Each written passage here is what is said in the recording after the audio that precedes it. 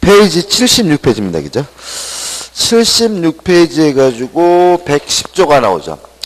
일단 사기 강박을 당했으면 뭐 할 수 있냐면 취소할 수 있고, 요 취소란 경우에는 선의 제3자에게 대항하지 못한다. 이게 법조문 내용이고요. 처음에 사기에 관한 의사표시가 나오죠. 좀 생각을 해보면 사기라는 건 이런 거죠.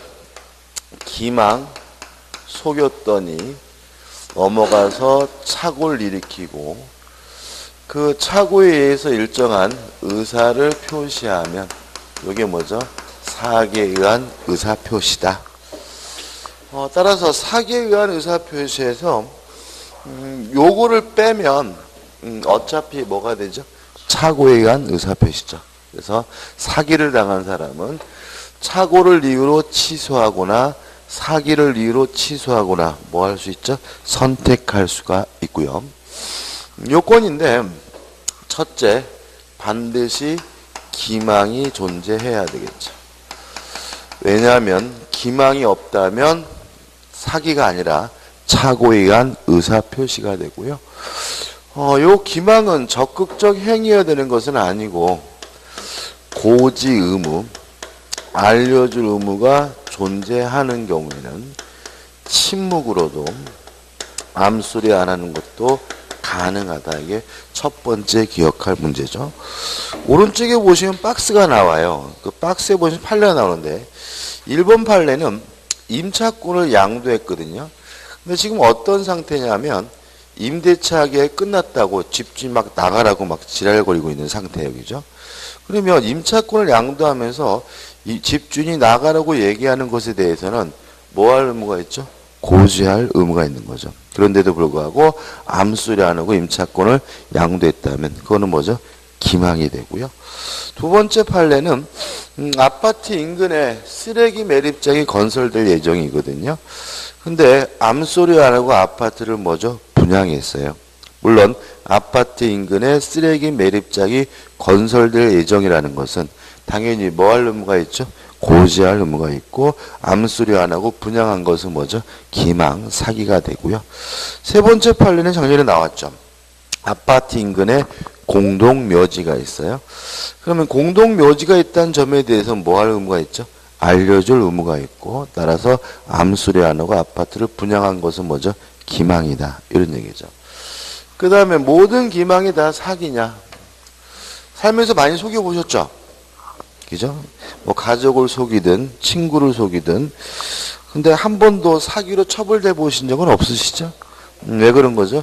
모든 기망이 무조건 사기인 것이 아니라 기망이 위법해야지만 사기예요. 그러니까 여기서 위법이라는 말은 뭐냐면 법을 위반했다는 말이 아니라 비난 가능성의 존재입니다.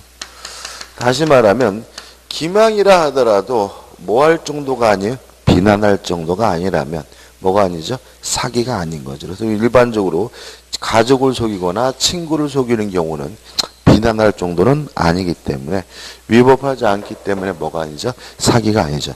그래서 우리가 항상 조심해야 될 것은 뭐냐면 당연히 속이는 사람들 그 사람들이 속이더라도 뭐가 아니에요? 비난할 수 없고요. 사기가 아니라는 점이죠. 예를 들어서 음식점에서 맛없는 음식을 맛있다라고 뭐예요? 기망했어요. 뭐 아니에요? 사기 아니에요. 왜요? 맛없는 음식을 맛있다라고 말하는 것이 뭐예요? 인지상정이고요. 따라서 비난할 수 없다. 위법하지 않기 때문에 뭐가 아니죠? 사기가 아니고요. 뭐 많습니다. 상가를 분양하면서 장사가 잘 돼요? 라고 물어봤더니 장사 끝내주게 잘 될 겁니다. 이것도 뭐가 아니에요? 사기가 아닙니다. 왜요? 상가를 분양하는 사람은 당연히 장사가 잘 된다라고 말하는 것이 뭐예요? 인지상정이고요. 위법하지 않기 때문에 사기가 아니죠. 많아요. 뭐 작년 시험 문제 여기서 답이 나왔는데 뭐 땅 사면 땅값이 오를 거다. 그죠? 이것도 뭐죠? 사기 아니다. 왜냐하면 그것이 서로 기망이라 하더라도 뭐 할 수 없어요? 비난할 수가 없으니까. 그죠? 유의하시고. 그 다음에 세 번째로 고의여야 됩니다. 따라서 과실로 기망한 것은 뭐가 아니죠? 사기가 아니다. 고의로 알면서 속였어야 뭐가 되죠? 사기다. 그래서 돈을 빌렸는데 그것을 안 갚는 것이 사기냐?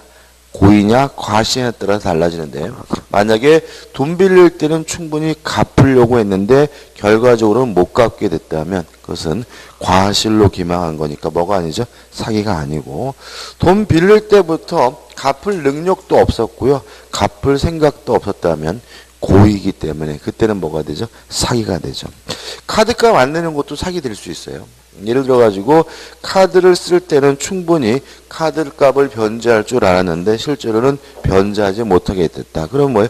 과실로 기망한 거니까 사기가 아닌데, 카드를 쓸 때부터 이미 나는 갚을 능력이 안 된 사실 뻔히 알면서 이빨이 긁고 다녔다면 그것은 뭐죠? 고의로 기망한 거기 때문에 사기가 됩니다. 그 다음 매우 고의는 2단의 고의여야 됩니다. 2단의, 이 말은 뭐냐면 기망을 해서 착오를 일으키겠다는 1단계의 고의만으로는 부족하고요. 요 착오를 일으킨 사람으로부터 일정한 의사표시를 받겠다라는 2단의 고의가 필요하고요. 한 가지 주의하실 것은 뭐냐 하면 상대방에게 경제적 손해를 입힌다는, 가한다는 고의는 필요가 없다라는 것이 우리 판례 입장입니다. 자, 이게 무슨 말이냐면 기망을 해서 착오를 일으키고 그 착오를 일으킨 사람으로부터 일정한 의사표시를 받겠다라는 고의만 있으면 되고요. 요 놈을 소유 가지고 손해를 끼치겠다, 이런 가해 의사까지는, 가해 고의까지는 필요가 없다는 것이 우리 판례 입장입니다. 이런 문제거든요. 백화점에서 옷을 파는데 예를 들어서 요 옷이 정가가 5만 원이란 말이죠. 근데 어떻게 써놨냐면은 요렇게 써놨어요. 그러면 일반 소비자들은 어떻게 받아들이게 되죠? 아, 원래는 15만 원짜리 했는데 할인해서 5만 원에 파는구나. 뭐가 있는 거죠? 기망이 있는 거죠. 그 다음에 일반 상점도 아니고 백화점에서 이 짓을 한다면 당연히 뭐가 있는 거예요? 비난 가능성이 있는 거예요. 이것도 이 비난 가능성도 위법도 주체에 따라 달라요. 예를 들어 가지고 노점상이 속였다. 그럼 웬만하면 사기로 안 가요. 근데 왜요? 우리는 충분히 뭐죠? 속을지도 모른다는 걸 생각해야 되니까. 근데 백화점이나 마트나 이런 대형 상점에서 속이는 경우에는 다 뭐로 봅니까? 일단은 위법한 곳으로 가는 거죠. 왜? 우리는 백화점 가가지고 물건값 가지고 하지 않죠. 그죠? 왜 그런 거예요? 그 가격을 뭐예요? 믿으니까, 신뢰하니까. 따라서 비난 가능성이 있고 어떻게 해요? 위법한 거고요. 일단 고의도 있죠. 그죠? 고의도 있는데 어떤 고의냐면 할인을 안 하면서 할인한다고 어떻게 해요? 속여가지고 소비자들은 어떻게, 아, 이게 할인하고 있구나. 착오를 일으켜서 아, 내가 이 옷을 사야지, 일정한 의사표시를 하겠다라는, 받겠다라는 뭐가 있는 거죠? 2단의 고의까지가 있는 거죠. 근데 이것이 사기냐 아니가 돼가지고 대법원까지 가게 되는데, 백화점 측에서 어떤 주장을 하게 되냐면 소비자들은 5만 원짜리를 5만 원에 사간다는 거죠.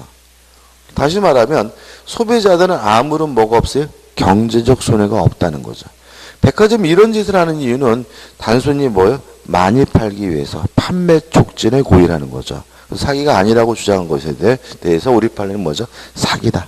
왜냐하면 2단의 고의만 있으면 되고 상대방에게 경제적 손해를 가한다는 고의는 필요가 없다. 따라서 소비자들이 아무런 손해를 입지 않았다 하더라도 이것은 뭐가 돼요? 사기가 된다는 것이 우리 판례 입장입니다. 그 다음에 네 번째로 인과관계가 필요한데, 이 인과관계는 굳이 객관적일 필요는 없고요, 주관적인 것만으로도 충분하다. 우리가 보통 뉴스에서 사기 당했다 이렇게 보도될 때 가만 보면은 이런 생각이 가끔 들죠. 야, 저거를 속는 사람이 있을까? 그러면 일반적으로는, 객관적으로는 뭐가 없는 거죠? 인과관계가 없는 겁니다. 왜? 속을 정도가 아니니까요. 근데 실제로 뉴스 듣다 보면 뭐 그래가지고 뭐 수십억 헤쳐먹었다 막 이런 내용이 나오면 실제로 피해자들은 주관적으로는 뭐가 있는 거죠? 인과관계가 있는 거기 때문에 요거는 먼저 사기가 되는 거죠. 이 정도입니다. 그죠? 교재 보시면 의 나와 있고 요건 해가지고 기망행위가 있을 것 해가지고 기역, 니은, 디귿 한번 보시면 될 것 같고 리를 보시면 이런 말이 나와요. 밑에 두 번째 줄. 교환 계약에 있어서 당사자 일방이 알고 있는 정보를 상대방에게 사실대로 고지하여야 할 신의칙상 주의 의무가 인정된다고 볼 만한 특별한 사정이 없는 한 일방 당사자가 자기가 소유하는 목적물 시가를 묵비하여 상대방에게 고지하나 하세요. 자, 그럼 침묵이죠. 묵비기죠. 이게 사기가 되려면 뭐가 있어야 돼요? 고지 의무가 있어야 되잖아요. 한번 생각해보자. 교환이 나오면 괜히 헷갈리니까 뭐로 바꿔 생각하시면 돼요? 매매로 바꿔 생각하시면 되겠죠. 갑이 아파트를 소유하고 있는데 자신은 한 1억 정도 받으면 좋겠다라고 생각을 하고 있었어요. 근데 어느 날 을이 나타나가지고 아이고 그 아파트 저에게 1억 5천에 파세요 라고 하길래 아무 소리 안 하고 1억 5천에 매매 계약했어요. 1억이란 말을 안 알려줬어요. 사기인가요? 아니다. 왜냐하면 1억이라는 시가를 알려줄 뭐는 없어요? 고지 의무는 없는 거니까 뭐가 아니에요? 기망이 아니고 따라서 뭐가 아니죠? 사기가 아닌 거죠. 이해되시죠? 그죠? 또 계속 보시면 혹은 허위로 시가보다 높은 가액을 시가로 불렀어요. 자, 이런 문제입니다. 갑이 한 1억 정도 받으면 좋겠다라고 생각을 했는데 을한테 얼마를 불렀냐면 1억 5천을 불렀어요. 그러면 1억짜리를 1억 5천을 부른 것은 명백히 뭐가 존재해요? 기망이 존재하거든요. 그래도 이것은 뭐가 아니에요? 사기가 아니에요. 왜요? 위법하지가 않아요. 왜냐하면 한 푼이라도 더 받으려고 하는 것이 뭐예요? 인지상정이고요. 그런 것은 뭐 할 수 없어요? 비난할 수가 없는 거죠. 그래서 허위로 높은 시가를 고지한 것은 왜 사기가 아니라고요? 위법하지 않기 때문에 사기가 아닌 거죠. 박스 말씀드렸고 박스 밑에 2에서 2단의 고의 나와 있고 한번 보시면 될 것 같고 그 다음에 3번 기망의 위법성 또 나와 있죠. 한번 보시면 될 것 같고요. 그 다음에 넘겨보시면 4번 해가지고 인과관계가 있어야 되는데 일반 객관적일 필요는 없고 주관적인 것만으로도 충분하다는 말이 나와 있죠. 그죠? 이 정도입니다. 그 다음에 강박에 의한 의사표시죠. 강박, 해악을 고지했더니 공포심을 느끼고요. 그 공포심에 의해서 일정한 의사를 표시하면 이게 뭐죠? 강박에 의한 의사표시가 되고요. 요 강박을 뭐 말이 어려우면 협박 이렇게 이해하시면 돼요. 뭐 형사적으로는 협박죄. 근데 만약에 협박을 해가지고 돈을 뜯어내면 이게 뭐가 돼요? 강요죄 이렇게 되는 거죠. 그래서 지금 현재 그 삼성전자 이재룡 회장은 자기는 뭐죠?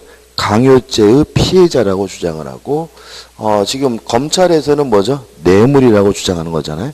뭐 일단 박근혜 대통령 끝났으니까 생각하지 말고 생각해보면 극단적으로 달라집니다. 만약에 삼성전자의 주장대로 강요에 의해서 강박에 의해서 회사가 망할까봐 무서워서 뭐 200 몇십억을 줬다. 그래서 강요죄가 성립하면 이재룡 회장은 범죄자가 아니라 피해자죠. 그죠? 어떻게 해요? 풀어줘야 되는 거예요. 그리고 그거는 그 사람이 기부한 행위는 강박에 의한 의사표시로서 뭐 할 수 있어요? 취소할 수 있는 거죠. 그럼 취소를 하게 되면 그동안 냈던 돈을 다 어떻게 해요? 돌려받을 수가 있죠. 그죠? 그러니까 아직 극단적입니다. 근데 만약에 검찰에 주장하는 대로 뭐가 돼요? 뇌물이 되면 이제 피해자가 아니라 뭐예요? 범죄자니까 깜빵에서 살아야 되고요. 또 그 준 돈은 불법 자금이잖아요. 그죠? 그거는 국가로부터 추징받기 때문에 한 푼도 되돌려받을 수가 없거든요. 그러니까 삼성 입장에서는 그것이 뇌물이냐 강요냐에 따라서 그 이재룡 회장의 신분이 뭐죠? 그때언제로 달라지죠. 그게 또 전에 보니까 그 미국과도 관련이 있더라고요. 미국의 경우에는 만약에 그 기업이 범죄에 연루되어 있으면 징벌적 손해배상을 해가지고 뭐 수조 원의 벌금을 때려버릴 수가 있다 그러더라고요. 그래서 만약에 뇌물로 만약에 판결이 나면 뭐 그 이재용 회장 개인도 문제지만 해외에서 삼성전자가 활동하는 데도 엄청난 지장을 받고요. 근데 만약에 강요죄로 들어오게 되면 이제 뭐예요? 피해자니까 뭐 법적 제재가 따르지 않겠죠. 그죠? 아무튼 강박에 의한 의사표시는 강박이 있었고 공포심을 느끼고 일정한 의사표시를 하게 되는 거고요. 요거는 강박이 존재해야 되겠죠. 근데 이것도 꼭 적극적인 행위일 필요는 없어요. 침묵으로도 가능해요. 그죠? 삼성전자의 주장은 뭐예요? 박근혜 대통령이 불러가지고 웃으면서 아유 이번에 좋은 일 하게 돈 좀 내세요 라고 했더라도 뭘 느꼈다는 거예요? 공포심을 느꼈다는 거죠. 아 이거 돈 안 주면 이거 우리 회사 망할지 모르겠다 이렇게. 그죠? 다시 말하면 뭐 굳이 뭐 때려 죽이겠다 뭐 네 회사 망할 줄 알아라 뭐 세무조사하겠다 이런 구체적인 내용이 적시되지 않더라도요. 일정한 경우에는 뭐가 될 수 있어요? 강박이 될 수 있다는 거 주의하시기 바라고요. 그 다음에 두 번째 요 강박이 뭘 해야 돼요? 위법해야 돼요. 근데 위법도 여기서 말하는 뭘 말하냐면 비난 가능성의 존재인데 우리 판례는 강박의 위법성을 둘로 나누고 있습니다. 첫째, 행위나 수단이 부당하다면 서로 그것이 정당한 이익을 취득할 목적이었더라도 위법하다고 보고요. 두 번째, 행위나 수단이 정당하더라도 그것이 부정한 이익을 취득할 목적이면 위법하다는 것이 우리 판례의 입장입니다. 가장 쉬운 게 이런 거죠. 을이 갑에게 1억을 빌려주고 빌려준 1억을 돌려받는 것은 뭐죠? 정당한 이익이죠. 근데 만약에 돈을 돌려받기 위해서 안 갚으면 뭐 때려 죽이겠다. 집에다 불 질러 버리겠다. 네 딸 묻어 버리겠다. 이런 식으로 했다면 뭐가 부당하기 때문에 행위나 수단이 부당하기 때문에 뭐요? 위법한 거고요. 그다음 행위나 수단이 정당하다 할 때 보통 들은 게 뭐냐면 고소고발이죠. 누가 자기를 고소하겠다 고발하겠다고 하면 기분 좋을 사람 아무도 없습니다. 그죠? 그렇지만 이거는 국가로부터 도움을 받겠다는 뜻이니까 그 자체는 뭐예요? 정당한 거죠. 그래서 만약에 고소하겠다고 해서 갑으로부터 빌려준 1억 원을 뭐예요? 돌려받는다면 그 자체는 뭐예요? 정당한 거죠. 아무 문제가 없는 거죠. 근데 만약에 고소하겠다고 해서 1억만 돌려받은 것이 아니라 돈을 더 뜯어냈다면 부정한 이익을 취득했다면 이때도 뭐가 되죠? 위법한 강박이 됨을 주의하시기 바랍니다. 그 다음에 고의여야 됩니다. 따라서 과실로 공포심을 준 경우에는 강박에 의한 의사표시 될 수가 없고요. 이것도 어떤 고의예요? 2단의 고의, 2중의 고의가 되겠죠. 강박을 해서 공포심을 일으키겠다는 1단계의 고의만으로는 부족하고요.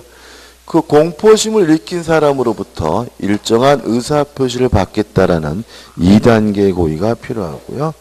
마지막으로 네 번째, 인과관계가 존재해야 되는데 이것도 객관적일 필요는 없고 주관적인 것만으로도 먼저 충분하다. 다시 말하면 일반인이 봤을 때 공포심을 느낄 정도가 아니었다 하더라도 피해자 입장에서 공포심을 느낄 정도였다면 그것도 뭐죠? 인과관계가 있는 것으로 보게 되고요. 추가할 것은 뭐냐 하면 요건데 강박이 존재하는데 이것이 너무 지나쳐요. 그래서 의사결정의 자유가 완전 박탈된 상태라고 평가된다면 그때는 아예 취소할 수 있는 정도가 아니라 아예 뭐죠? 무효가 되죠. 아마 올해는 이 부분에서 무조건 시험이 나올 거예요. 박근혜 대통령 관련된 부분이 많기 때문에. 그죠? 다시 말하면 몽둥이 들고 아저씨 3만 원만 줘. 그러면 두드려 맞을까 봐 무서워하면서도 돈을 줄까 말까 뭘 하게 돼요? 의사를 결정하게 되지만 그 인간이 들고 있는 것이 만약에 몽둥이가 아니라 사시미를 들고 있으면 그때는 뭐가 안 되죠? 고민이 안 된다는 거죠. 그런 상태라면 무엇과 다름이 없냐면 의사 무능력자와 다름이 없는 거죠. 그래서 의사결정의 자유가 완전 박탈된 상태라면 누구와 다름이 없죠? 의사 무능력자와 다름이 없기 때문에 그때는 취소할 수 있는 정도가 아니라 아예 무효가 된다는 거 주의하시기 바랍니다. 교재 보시면 이런 내용이 쭉 나옵니다. 그죠? 요건해가지고 강박행위에서 굉장히 복잡하게 나와 있고 뭔지 아무튼 쭉 보세요. 그죠? 그 다음에 강박의 정도도 한번 쭉 읽어보시는데 다시 말씀드리지만 좌측 맨 밑에 나와 있는 것처럼 의사결정의 자유가 완전 박탈된 상태라면 그때는 뭐가 돼요? 무효가 되고요. 그 다음에 우측에 보시면 강박자에게 2단의 고의가 있어야 되고 3번에서 위법성이 있어야 되는데 박스 한번 읽어볼까요? 부정한 이익을 취득할 목적으로 하는 경우, 다시 말하면 부정한 이익을 취득할 목적이라면 행위나 수단이 정당하더라도 뭐예요? 위법한 거고요. 또 목적이 정당하다 하더라도 수단 등이 부당한 때, 다시 말하면 정당한 이익을 취득할 목적이라 하더라도 행위나 수단이 부당하면 뭐죠? 미흡하다. 이런 취지니까 좀 생각해 보시기 바라고요. 인과관계는 객관적일 필요는 없고 주관적인 것만으로도 충분합니다. 넘겨보시면 이제 뭐가 나오냐면 효과가 나와요. 일단 이러한 사기 강박에 의한 의사표시는 뭐 할 수 있죠? 취소할 수 있죠. 그래서 갑이 을과 만나가지고 매매 계약을 했는데 을이 사기를 쳤다, 강박을 쳤으면 당연히 갑은 을과의 의사표시를 뭐 할 수 있죠? 취소할 수가 있는 거죠. 이건 어려움이 없습니다. 근데 문제가 되는 것은 뭐냐면 이런 거죠. 갑이 을과 만나가지고 매매 계약을 했는데 왜 매매 계약을 했냐면 병이 갑에게 사기를 치는 바람에 강박을 치는 바람에 매매 계약을 체결했을 경우, 다시 말하면 제3자가 사기 강박을 친 경우가 문제가 됩니다. 왜 이게 문제가 되냐면 만약에 병이 갑에게 사기 강박을 쳤다는 이유로 갑이 을과의 매매 계약을 취소를 하게 되면 사기친 놈이 강박한 놈이 피해를 보는 것이 아니라 엉뚱한 상대방이 뭘 보게 돼요? 피해를 보게 되거든요. 그래서 우리 민법은 이 경우에는 상대방을 보호할 필요가 없을 때 상대방이 알았거나 또는 알 수가 있었을 경우에만 뭐 할 수 있죠? 취소할 수 있다라고 규정을 하고 있습니다. 다시 말씀드리면 상대방이 아닌 제3자가 사기 강박을 했으면 언제만 취소할 수 있는 거죠? 상대방이 알았거나 알 수 있어야지만 취소할 수 있어요. 근데 여기서 좀 생각해 볼 게 있다는 거죠. 왜 이놈은 지가 사는 것도 아닌데 갑에게 사기를 쳤느냐? 일반적으로 병은 여러 가지가 있겠지만 두 가지가 있다는 거죠. 을이 사장이고 병이 직원이어서 피용자여서 사기 강박을 치는 경우도 있을 거고요. 아니면 을이 본인이고 병이 대리인이어서 사기 강박을 치는 경우가 있을 텐데 이 피용자는 여기서 말하는 제3자에 해당해요. 따라서 직원이 사기 강박을 친 경우에는 사장이 알았거나 알 수 있어야지만 취소할 수 있어요. 그렇지만 대리인은 여기서 말하는 제3자가 아니에요. 따라서 대리인이 사기 강박을 쳤을 때는 본인이 알든 모르든 상관없이 뭐 할 수 있어요? 취소할 수 있는 거죠. 왜 그런 거죠? 좀 이따 우리 대화하겠지만 대리행위는 누가 하는 거죠? 대리인이. 따라서 사기 강박을 당했는지도 대리인만 가지고 따지지만 사기 강박을 쳤는지 안 쳤는지도 누구요? 대리인만을 가지고 따지는 거예요. 대리인이 사기 강박을 쳤으면 본인이 알든 모르든 그것은 뭐 하잖아요? 고려하지 않게 된다는 걸 생각하시면 쉽게 이해가 될 거고요. 그다음 마지막으로 그러면 을이 선이고 무과실이라면 갑은 을과의 계약을 뭐 할 수 없겠어요? 취소할 수 없겠죠. 그죠? 그러면 갑은 어떻게 해야 돼요? 아, 나 그냥 당했구나 말아야 되나요? 그건 아니죠. 취소를 못하면 사기친 놈한테, 강박을 한 놈한테 불법행위를 원인으로 뭘 청구해야 돼요? 손해배상을 청구해야 되겠죠. 그럼 결국은 사기 강박에 의한 의사표시는 다음을 위법하니까 불법행위를 원인으로 뭘 청구할 수 있어요? 손해배상을 청구할 수 있는데 취소를 못해도 뭐는 청구할 수 있는 거예요? 손해배상은 청구할 수 있는 거죠. 취소를 안 해도 무엇은요? 손해배상은 청구할 수 있다는 거 주의하시면 됩니다. 끝입니다. 교재 보시면 그런 내용이 쭉 나와서 한번 쭉 보시기 바라고. 교재 보시면은 그 80페이지 중간에 니은본에서 상대방과 동일시할 수 있는 자, 대리인, 은행, 출장소장 이렇게 나와야죠. 이게 무슨 말이냐면 은행 출장소장은 대리인이라는 얘기예요. 무슨 말 아시겠어요? 지점장은 뭐예요? 대리인이에요. 왜 그런 거죠?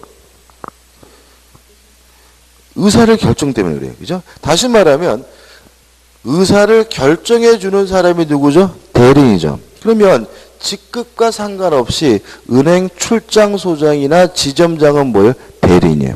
왜요? 자신의 출장소나 지점에 관한 의사결정은 누가요? 스스로가 하는 거니까요. 근데 본사에 근무하는 부장, 차장 이런 사람들은 대리인이 아니에요. 왜냐하면 본사에 관한 의사결정은 누가 하는 거예요? CEO가 하는 거죠. 사장이 하는 거고, 다만 이 부장, 차장 이런 사람들은 자기가 의사결정하는 것이 아니라 그 사람의 의사결정을 뭐 할 뿐이에요? 보좌할 뿐이죠. 그런 사람들은 뭐예요? 피용자예요. 그래서 우리가 대리인이냐 피용자를 구별하는 기준은 결국 뭐가 되는 거예요? 스스로 의사를 결정하느냐 안 하느냐 문제입니다. 그래서 은행 출장소장이나 지점장은 아무리 직급이 대리라 하더라도 주임이라 하더라도 자신이 의사를 결정하기 때문에 뭐가 돼요? 대리인으로 가는 거고요. 본사에 근무하는 부장, 차장 이런 사람들은 아무리 직급이 높더라도 뭐로 가는 거죠? 피용자로 가게 된다는 거 한번 생각해 보시기 바라고. 이유는 대리인이란 남을 위해서 대신 일해주는 사람이 아니라 스스로 뭐하는 사람이죠? 의사를 결정하는 사람이기 때문에 그렇죠. 그 다음에 판례가 어떻게 그런 얘기입니다. 그죠? 보시기 바라고. 우측에 보시면 취소 효과인데 이거 뒤에도 나올 거죠. 취소란 유효한 것을 소급적으로 무효화시키는 것이니까 1번 법률행위가 소급적으로 어떻게 해요? 무효가 되고요. 2번 제3자에 대한 효력은 누구한테 대항하지 못합니까? 선의 제3자에 대항하지 못합니다. 끝이고. 관련 문제에서 담보 책임과 사기의 선택적 경합이라는 것은 사기를 당해서 하자 있는 물건을 구입한 사람은 사기를 이유로 취소하거나 담보 책임을 주장하거나 뭐 할 수 있어요? 선택할 수가 있고요. 넘겨보시면 사기와 차고 선택적 행사가 가능하다는 말씀드렸고, 그 다음에 3번 취소에 따른 불법행위 책임과 부당이득 반환 청구인데 이건 좀 논쟁이 좀 있긴 한데 선택적 경합한데 이 정도 기억하시면 되고, 그 다음에 마지막으로 4번 취소를 안 해도 불법행위를 원인으로 뭘요? 손해배상은 청구할 수가 있습니다. 확인 문제 풀어볼까요? 사기에 의한 의사표시가 관한 설명으로 옳은 것은 1번 표의자가 제3자의 사기로 의사표시를 한 경우 그 사실을 과실 없이 알지 못한 때에도 그 의사표시를 취소할 수 있다. X. 제3자가 사기 강박을 했으면 상대방이 알았거나 알 수 있어야지만 뭐 할 수 있죠? 취소할 수 있죠. 2번 사기에 의한 의사표시의 상대방의 포괄승계는 포괄승계라면 누가 떠오르세요? 상속인이 떠오르죠? 상속인은 물론 뭐가 아닙니까? 제3자가 아닙니다. 따라서 사기를 위한 법률행위의 취소로서 대항할 수 없는 선의 제3자에 포함된다는 지문도 뭐죠? X가 되겠죠. 3번인데 이 3번은 이 판례인데 이런 문제입니다. 판례인데 조카한테 전화가 왔어요. 작은아버지 저 취직했습니다. 그죠? 그러니까 요즘 시절에 취직하기 힘들잖아요. 그죠? 그래가지고 흐뭇한 마음에 그럼 한번 알아.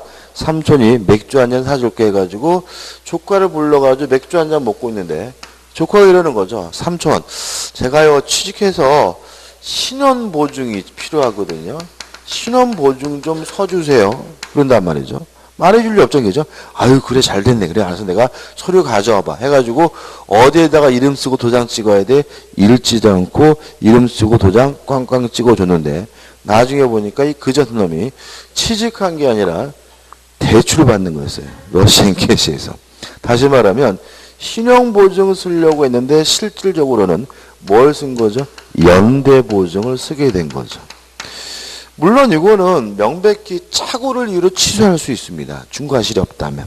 왜냐하면 신원보증인데 연대보증이다 중요 부분이고요. 따라서 착오를 이유로 뭐 하는 것은 가능해요? 취소하는 것은 가능해요. 근데 문제는 이것이 사기냐 요 문제입니다. 사기냐.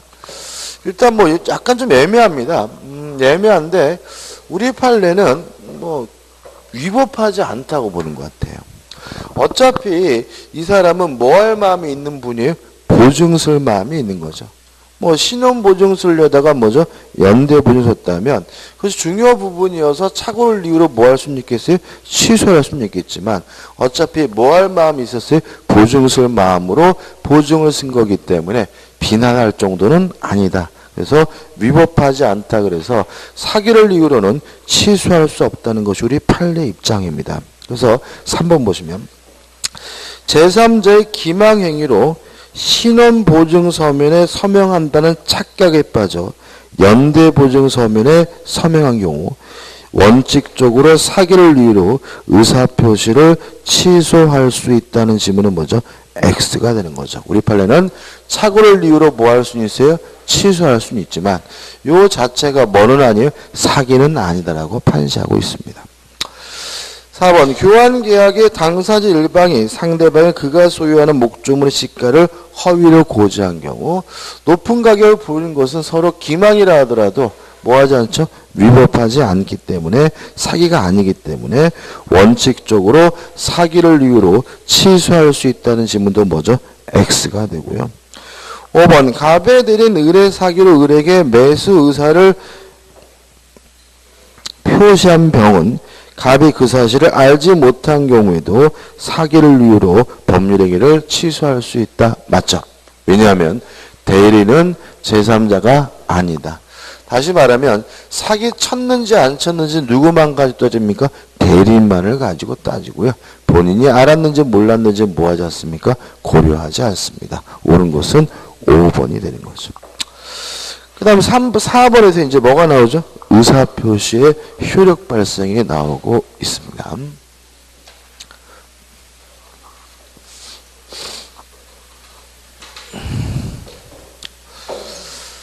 자, 갑이라는 사람이요. 을에게 의사를 표시했어요. 의사를 표시하는 사람을 우리가 뭐죠? 표의자라고 하고 의사표시를 듣는 사람을 우리가 뭐죠? 상대방이라고 하거든요. 근데 의사표시가 상대방에게 전달되기 위해서는 여러 가지 단계가 있습니다. 첫 번째 단계는 의사가 완성되는 단계가 있겠죠. 예를 들어서 갑이 땅이 있는데 팔까 말까 고민하다가 을에게 팔아야지 이렇게 결심하는 단계가 있을 거고요. 그 완성된 의사를 을에게 보내는 단계, 발송하는 단계가 있을 거고요. 그 의사가 을에게 뭐죠? 도착하는 단계가 있고 을이 그 내용을 읽어서 그 내용을 알게 되는 단계, 이해하는 단계, 인식하는 단계가 있겠죠. 이런 4단계에 걸쳐서 의사표시가 상대방에게 전달되는데 어떤 단계에 이르러야 의사표시는 효과가 발생하느냐. 만약에 을이 그 내용을 알아야지만 효과가 발생한다. 그럼 이거 우리가 요지주의라고 하고요. 알 필요까지는 없다. 도착만 하면 효과가 발생한다. 이걸 우리가 뭐라느냐 하면 도달주의라고 하고요. 도착할 필요도 없다. 발송만 하면 바로 효과가 발생한다. 이걸 우리가 발신주의라고 하고요. 보낼 필요도 없다. 의사가 완성되기만 하면 효과가 발생한다. 이걸 우리가 표백주의라고 합니다. 그래서 교재 입법주의 가지고 요 네 가지가 나와 있죠. 그죠? 일단 첫 번째 생각해 볼 것은 우리 민법은 요지주의는 없다. 그죠? 왜냐하면 요지주의는 표의자 가백에 너무 불리해요. 그죠? 알아야지만 효과가 발생한다면 을은 손에 들고 있으면서도 몰라 그러면 뭐예요? 땡인 거예요. 갑의 입장에서 뭐 할 방법이 없어요? 입증할 방법이 없는 거죠. 그래서 우리 민법은 도달주의, 발신주의, 표백주의를 취해요. 표백주의는 언제 취하냐면 상대방 없는 의사표시는 표백주의를 취해요. 왜냐하면 상대방 없는 의사표시는 뭐 할 수 없어요? 보낼 수가 없는 거죠. 그죠? 그래서 어쩔 수 없이 표백주의를 취하고요. 그 다음에 상대방이 있으면 도달주의가 원칙이고요. 발신주의가 예외예요. 그래서 우리 민법은 원칙적으로 그 의사표시가 상대방에게 도달하게 되면 효과가 생기는 것이 원칙입니다. 그래서 교재 잠깐 보시면은 입법주의 해가지고 표백주의, 발신주의, 도달주의, 요지주의가 나오고 표백주의는 언제 취합니까? 상대방 없는 의사표시. 발신주의는 예외. 도달주의가 뭐예요? 원칙. 요지주의는 어떻게 해요? 없다. 우리 민법은. 그래서 2번 의사표 효력 발생의 시기 1번 상대방 없는 의사표시는 뭘 취하죠? 표백주의. 그 다음에 넘겨보시면 상대방이 있는 의사표시는 원칙이 뭐죠? 도달주의 해가지고 도달에 대한 내용이 나와 있는 거죠. 그죠? 자, 그럼 이제 도달을 한번 생각해 보자고요. 우리 민법 원칙적으로 도달주의를 취한다. 도달하게 되면 의사표 효과가 발생한다는 거거든요. 그럼 도달이 뭐냐?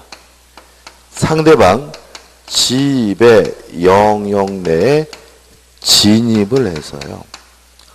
언제든지 마음만 먹으면 알 수 있는 상태, 요지 가능한 상태에 놓여 있으면 도달이 된 거고요.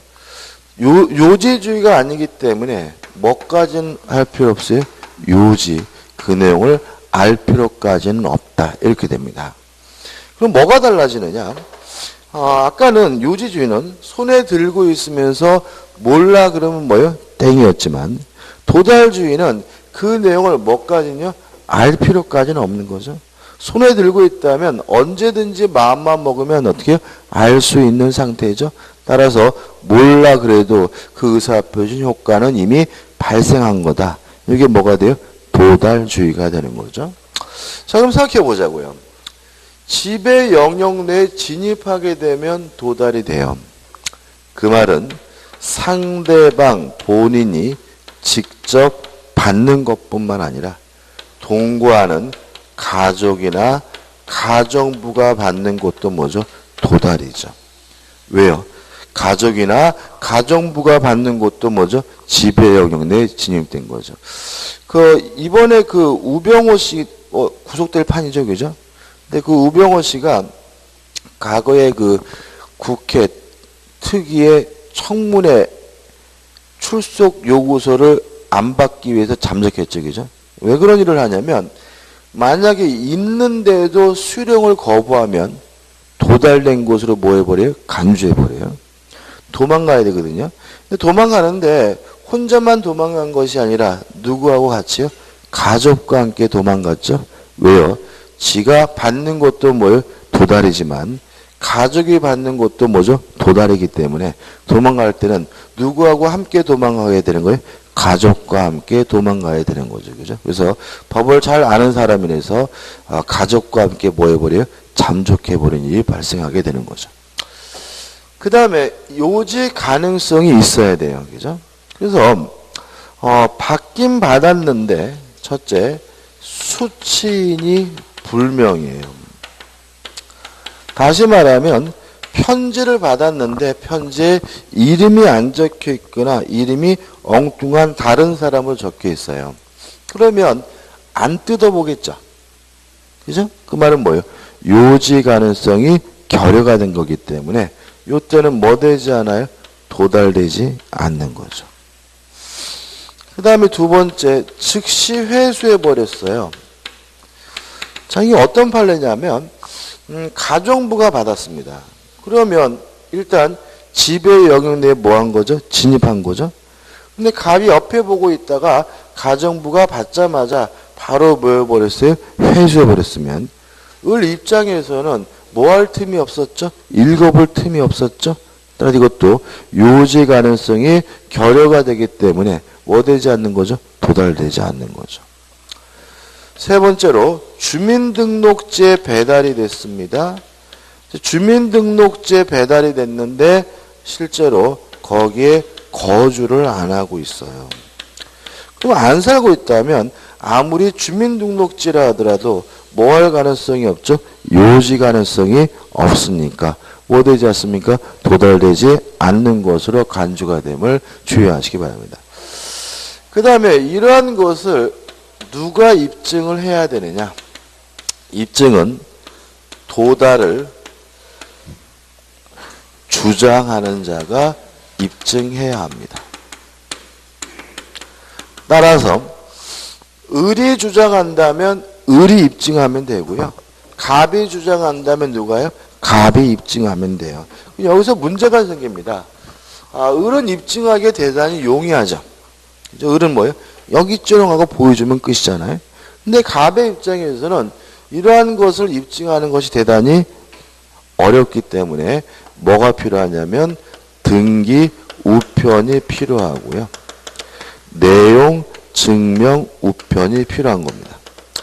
왜냐하면 우리 판례는 등기 우편이나 내용 증명 우편이 배달이 됐는데 그것이 반송되지 않고 있다면 도달된 것으로 뭘 해주냐면 간주를 해줘요.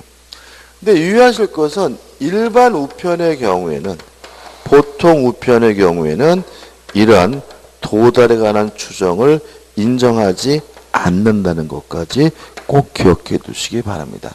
이 정도 정리하면 되거든요. 그래서 교재 보시면은 111조 나와 있고 예외 나중에 예외 발신주의 예외 설명드려야 되네, 그죠? 교재 보시면 먼저 1번에서 도달주의가 뭐요? 원칙이다. 2번에서 뭐가요? 발신주의가 예외다 나와 있죠, 그죠? 예외를 좀 설명드리면 왜 도달주의가 원칙일까요?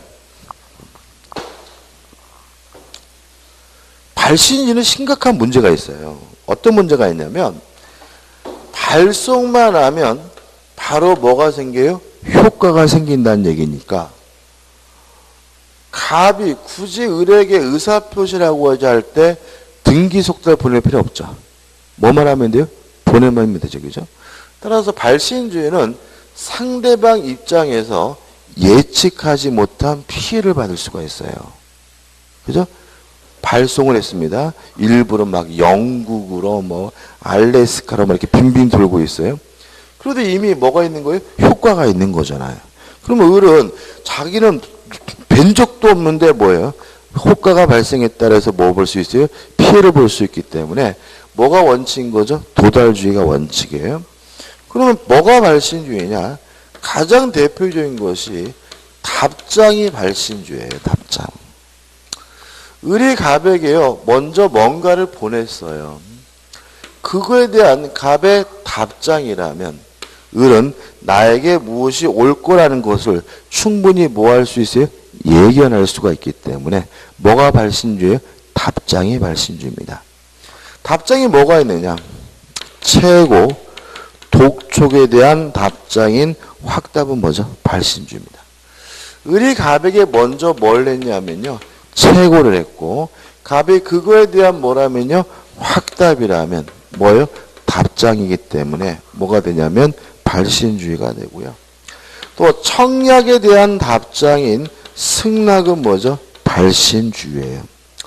우리 가백에 먼저 뭘 냈냐면 청약을 했어요. 그거에 대해서 갑이 답장으로서 뭘 한다고요? 승낙을 했다면 이 승낙도 뭐예요? 답장이기 때문에 뭐죠? 발신주의가 돼요.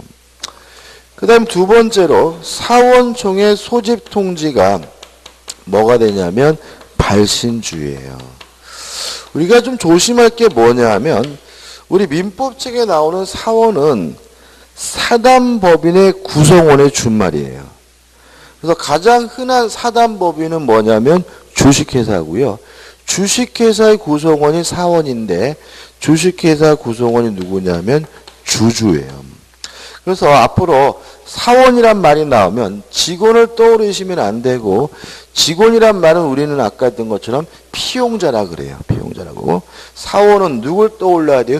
주주를 떠올려야 되면 잊지 마시기 바라고 사원권 그러면 주주가 가지는 권리 이렇게 이해하시면 돼요. 그럼 생각해 보자고요. 만약에 주주총회를 소집하려고 하는데 주주가 예를 들어서 1000명입니다. 1000명인데 그중에 몇 명을 빼고 소집 통지를 하면 그 주주총회는 무효예요. 다시 말하면 모든 주주가 다 참석해야 되는 것은 아니지만 모든 주주에게 반드시 소집 통지는 해줘야 되거든요. 근데 만약에 소집 통지를 도달주의를 취해가지고 이런 요건을 갖춰야지만 소집 통지한 거다라고 이해가 된다면 실질적으로 주주총회를 개최하지 못할 수가 있어요. 왜요? 1000명 모두에게 도달시키는 게 물리적으로 뭐예요? 불가능할 수도 있거든요. 그래서 이거는 1000명 모두에게 발신만 하면 된다는 의미에서 사원총회 소집 통지는 뭘 취하고 있는 거죠? 발신주의를 채택하고 있는 거죠. 그래서 교재 보시면은 기업, 그죠? 지금 84페이지 상단입니다. 제한 능력자의 법률행위에 한 상대방의 확대 촉구에 대한 답장인 제한 능력자 측의 확답은 뭐죠? 발신주의. 답장이죠. 디귿번 사원총회 소집 통지 뭐죠? 발신주의고 디귿번 무권 대리인의 상대방의 최고에 대한 답장인 확답은 뭐죠? 발신주의고 그 다음에 리을번 채무 인수 승낙의 최고에 대한 답장인 확답은 뭐죠? 발신주의고 격지자 간의 계약에 있어서 승낙의 의사표시한 계약의 성립시가 나오는데 이렇게 오지 마시고요. 그냥 청약에 대한 답장인 승낙은 뭐죠? 발신주의다. 이렇게 생각하시면 되겠죠. 그 다음 내용이 나오는 것들 도달주의 내용에서 도달이란 뭐냐 해서 지배 영역 내에 진입하고 요지할 수 있는 상태에 놓이면 뭐죠? 도달이다. 니은번에서 요제주의가 아니기 때문에 그 내용을 어떻게 해요? 알 필요까지는 없다. 디귿번 지배 영역에 진입된다는 것이 뭐냐? 상대방 본인이 직접 받는 것뿐만 아니라 동거 중인 가족이나 뭐 대리인, 피용인이 받는 것도 뭐죠? 도달된 것으로 보고요. 1번 숨겨진 의사표시에서 너무나 당연한 것이 나오죠. 그죠? 한번 보시면 될 것 같고 우측에 도달의 입증 책임해 가지고 도달을 누가요?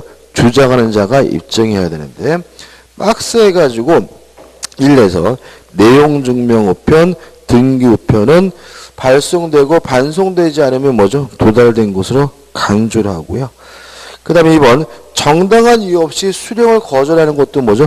도달된 것을 어떻게 본다는 거 아까 말씀드렸고 도달이 인정되지 않는 경우에서 1번은 안 읽어봐야 될 것 같고 2번은 보시면 주문등록제 배달이 됐어요. 근데 실제 뭐 하지 않고 있습니까? 거주하지 않고 있다면 도달된 것이 아니고요. 3번 보통 우편에 대해서는 도달에 대한 추정을 인정하지 않고요. 4번은 뭐죠? 즉시 회수가 나오고 5번은 뭐죠? 수신인 기재가 명료하지 않다라는 말이 나오고 그 다음에 6번은 뭐죠? 의미가 없는 내용이죠. 도달주의 효과입니다. 일단 첫 번째 의사표시 철회가 나오죠. 철회가 무슨 말이라고요? 효과가 발생하기 전에 효과 발생을 막는 거죠. 그러면 도달이 돼서 효과가 발생하면 더 이상 뭐 할 수 없어요? 철회할 수 없고요. 도달되기 전에는 아직 효과가 없으니까 뭐 할 수 있어요? 철회할 수가 있다는 말이 나올 것이고, 또 2번 의사표시가 불착되거나 연착됐으면 누가 책임을 져야죠? 표의자가 책임을 져야 되고요. 3번 발신 후 사정 변경해가지고 갑이 발신 후 도달하기 전에 사망하거나 제한 능력자가 되더라도 아무런 영향을 미치지 않습니다. 그죠? 이런 얘기입니다. 갑이 의사표시를 보냈어요. 근데 요 사이에 사망을 했어요. 사망을 하더라도 아무런 영향을 미치지 않는다는 말은 도달하게 되면 정상적으로 뭐가 생긴다는 거죠? 효과가 생긴다는 거죠. 따라서 사망하게 되면 상속인이 그 사람의 의사표시에 대해서 여전히 뭘 부담해야 돼요? 책임을 부담해야 되는 거죠. 또 제한 능력자가 되더라도 아무런 영향을 미치지 않는다는 말은 중간에 제한 능력자가 되더라도 도달하게 되면 뭐가요? 효과가 생긴다는 얘기니까 제한 능력자가 되면 법정 대리인이 그 의사표시에 대해서 뭘 져야 돼요? 책임을 져야 된다는 의미가 됨을 주의하시기 바라고요. 그 다음 넘기셔가지고 의사표시의 수령 능력이 나옵니다. 일단 모든 제한 능력자, 미성년자, 피한정 후견인, 피성년 후견인은 수령 능력이 없습니다. 따라서 이들이 받더라도 원칙적으로 도달되지 않습니다.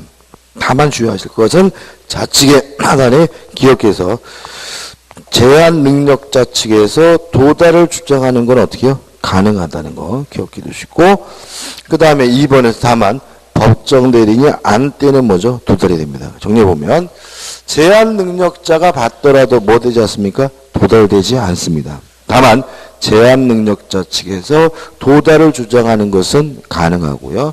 법정 대리인이 안 때도 뭐가 됩니까? 도달이 됩니다. 그 다음 우측에 보시면 의사표시의 공시송달에서 113조만 읽어보시면 되는데, 일단 아까 우병우 얘기입니다. 그죠? 우병우가 가족과 함께 도망갔죠. 그래서 뭐 할 수 없어요? 도달시킬 수가 없습니다. 왜냐하면 우병우가 어디에 숨어 있는지를 알 수가 없단 말이죠. 이때는 어떻게 하느냐? 그때는 공시송달할 수가 있습니다. 관련 점 보시면 피해자가 뭐죠? 과실 없이 상대방을 알지 못하거나, 우병우인지는 알죠? 근데 뭐죠? 상대방의 소재를 알지 못하는 경우죠. 이때는 의사표시는 민사소송법 공시송달 규정에 의하여 뭐 할 수 있습니까? 송달할 수가 있습니다.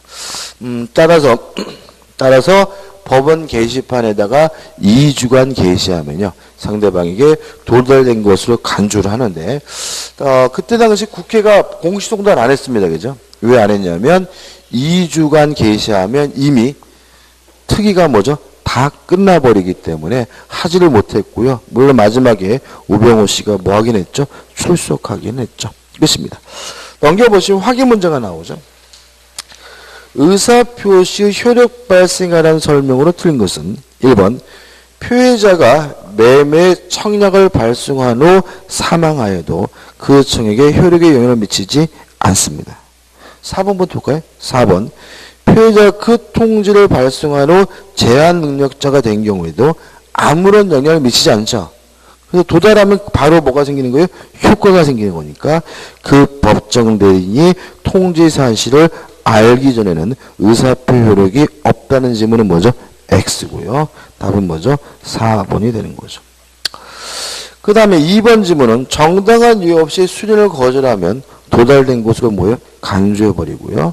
3번 내용 증명 우편이 발송되고 반송되지 않으면 도달된 것으로 뭐합니까? 간주하고요. 그 다음에 5번도 한번 보시면 될 것 같습니다. 좀 쉬었다가 이제 대리로 들어가도록 하겠습니다.